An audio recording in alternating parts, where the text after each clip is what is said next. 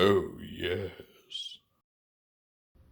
Welcome back, everyone. Today I'm bringing you a review for the new Super 7 Ultimates Transformers Bombshell.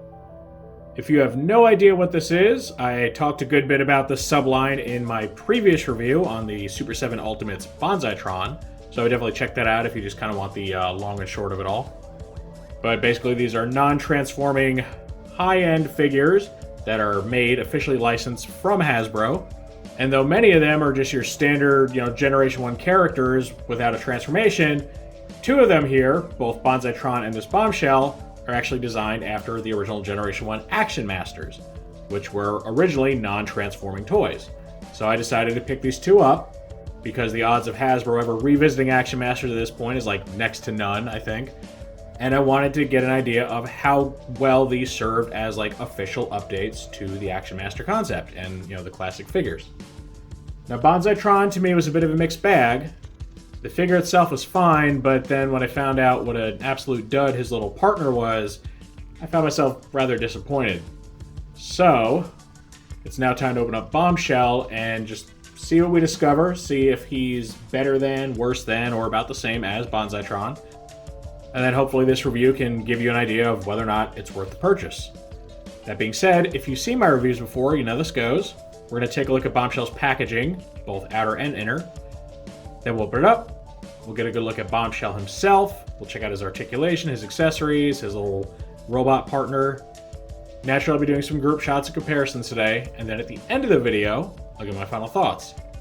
So our Action Master Bombshell comes in this cardboard outer box that has the Transformers logo on it. Has his name right there, the Super 7 logo on the bottom, and then on the back is just a bunch of legal mumbo jumbo. And we have to open up this little flap here, if I can get a hold of it. Kind of pushed in compared to the rest of the box. Come on, there we go.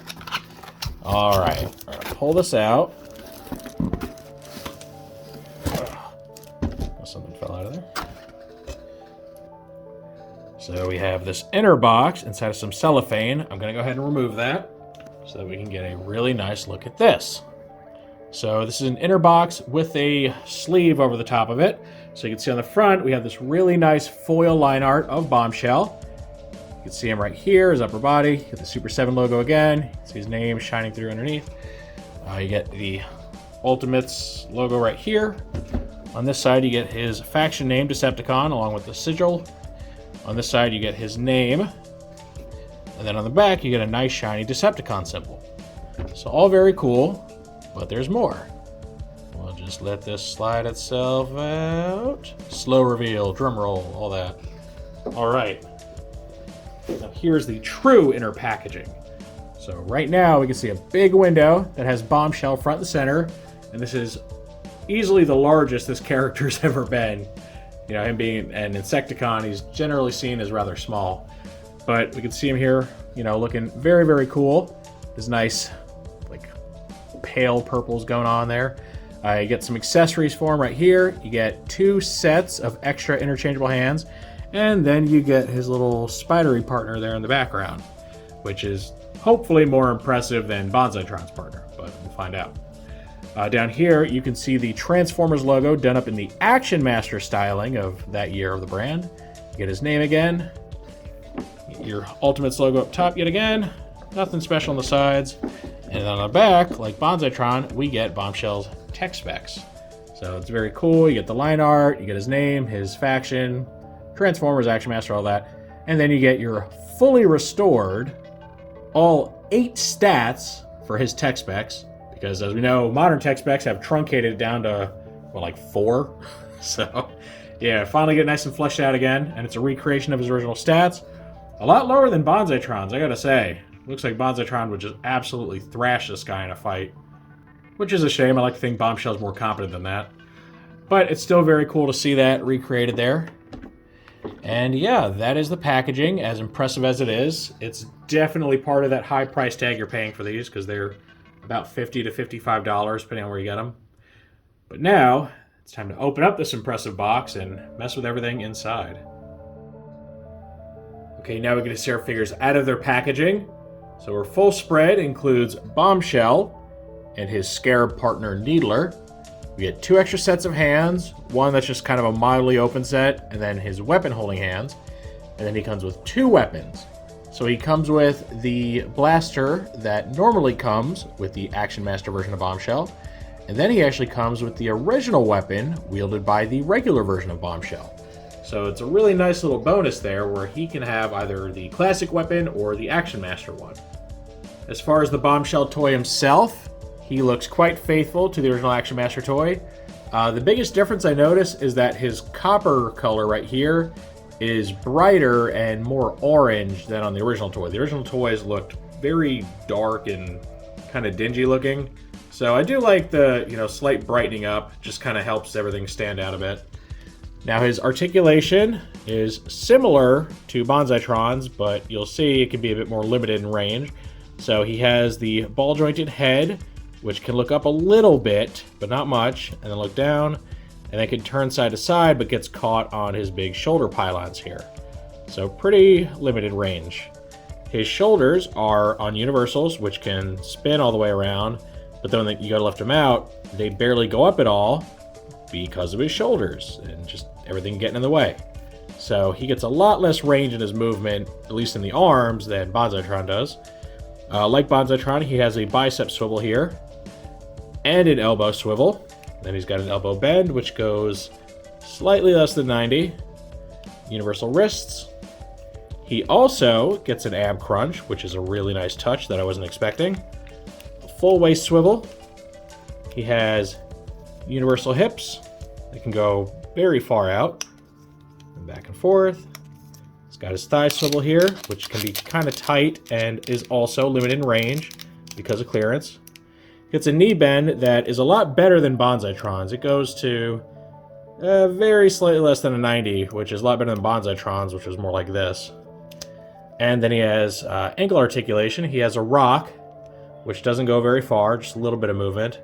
And then he's got a slight amount of tilt. About that much. So overall, I'd say he's kind of give and take with the articulation and the range of motion. Some parts are better than Banzai-Tron, some parts are worse. So yeah, really, you just gotta kind of pick your poison there. But he does look good at least. And then of course we have to talk about his hands. So he comes with standard closed fists, like the Banzai-Tron toy. And we can take those off. First, I'll give him the slightly open hands. Kind of just a relaxed pose. They don't really serve a purpose. They're just kind of there. I find them a little boring because they're very, very similar to his weapon holding hands, just not as open. The Banzai-Tron toy had like really cool martial arts hands where, you had like 2 fingers pointing at you and everything. This seems a little more lackluster. I wish they'd been a bit more creative. Maybe give him like, some kind of like grasping hands, somewhat claws on the end, just to make it look cool and creepy. Would have been nice. And then we get our more open hands here, weapon holding ones. Interestingly, and something I noticed in Banzai-Tron too, so between his weapon holding hands, you have one that hinges this way, like in and out, and then one that hinges up and down. So very interesting how that works. All right, so we can have him hold both his weapons. I've noticed that the pegs for these, the handles are really big, and you really got to push the fingers apart to get them in there. I don't know why they're so massive, because his hands, really not well designed to hold these. Not sure what the thinking on that was, and I do worry that you're going to put like stress marks on the fingers. Luckily the hands are made out of pretty soft plastic. So there's the one. This is Action Master gun. And then we get the other one, which is his classic Generation 1 weapon. So he gets to dual wield now. A little bit of an upgrade from the standard figure. So there we go. You can have him wielding both those weapons at once. And it looks pretty cool overall. It's nice that you can have one or both. And, if you only go with one, you can have the one of your choosing. And that pretty much covers everything for Bombshell himself. Now we have to look at Needler. And, I was a little nervous about him because Banzai-Tron's partner, Razor Sharp, we found out was completely unarticulated. It was just like a solid chunk of plastic. Luckily with Needler, it's not nearly as bad. So the body is pretty much static, but then the head is on a hinge and ball joint. So look at that. He gets a far far better bit of articulation where he can actually look around, and he's honestly kind of adorable. For being a partner and servant to such a maniacal Decepticon, he's so cute. Look at him. So that's really cool that he can actually move around and do things. And then, of course, there comes the question of transformation or interaction with Bombshell. So in the original Action Master toy, what would happen is Needler would connect to Bombshell's back like a backpack, and then the head would extend out and go over Bombshell's head like some sort of battle helmet. Well, I'm happy to say that he can connect to the back like the original toy. And then in order to get the little battle helmet effect, they kind of changed the way you do it. And it is kind of cheating, admittedly, but what you actually have to do is pop Bombshell's head off, like that, and then pop off Needler's head. Needler. And it turns out the sockets for both their heads are the exact same size. So it kind of cheats. You're not actually putting Needler's head over Bombshell's, you're swapping it. But it gives the same overall effect because in the original toy, this helmet or head completely covered Bombshell's. So yeah, you do have the ability to somewhat recreate their original combination, which is a lot better than what we saw with the Banzai-Tron toy. So I'm good with it. Like, would I have preferred if it was more intricate and the helmet actually slid over Bombshell's head? Yeah, I would prefer that, but I'm at least mildly satisfied with what we got. It can at least look the part of that combined mode. Okay, here's a little comparison shot with the only other Bombshell that I own, and this is the Combiner Wars Legends class Bombshell.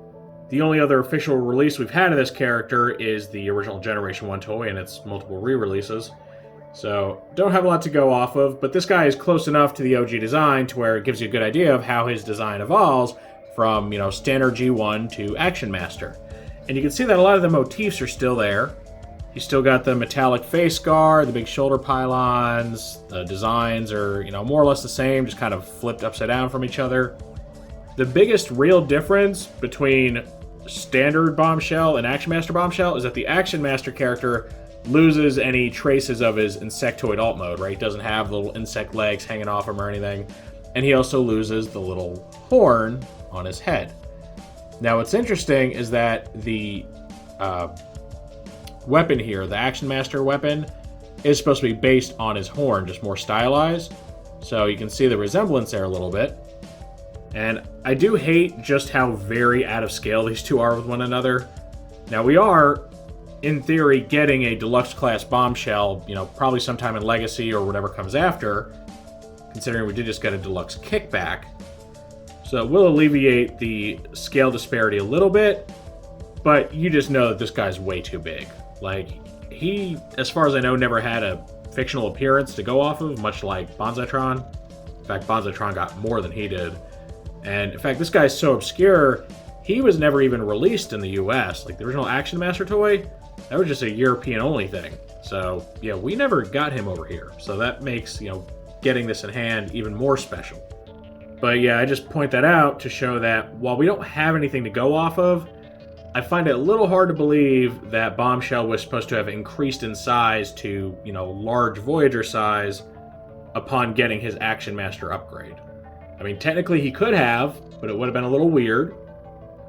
Which is why, like I said with the Banzai-Tron video, this really scales much better with Masterpiece figures than it does Generations. And I find that unfortunate, because I do primarily collect Generations. To me, that's just the perfect, middle ground between quality and cost. Because Masterpiece, to me, is just far too expensive, far too over-engineered, and far too fragile in a lot of cases. Modern Masterpiece anyway. I like the old stuff. So just like with our last Ultimates figure, I really think that this guy's best place is on a Masterpiece shelf. So if you have one of those, I think he'll fit right in and you'll really enjoy his presence there. And here, of course, is a group shot with our other Ultimates figure that I picked up. This is our Action Master Banzai-Tron. So these two are, a bit of an interesting pair amongst a wave of otherwise just standard G1 characters. Right? The rest of the first wave was an Optimus Prime and a Ghost Starscream. Which, at least you could say the Ghost aspect is pretty different and unique. It has been done before, but not in anything recent. But personally, I wasn't really interested in those two. I mean, I have a good Masterpiece Optimus, I have a great Generations Optimus, and I have the RED figure, so it kind of scratches any itch I need for whatever, this other one can offer. And then the Ghost Starscream thing, while it's kind of neat to have them all clear and sparkly and all that, I know that there's a pretty good likelihood that our modern generation Starscream will be given the Ghost treatment at some point. So again, that feels pretty redundant.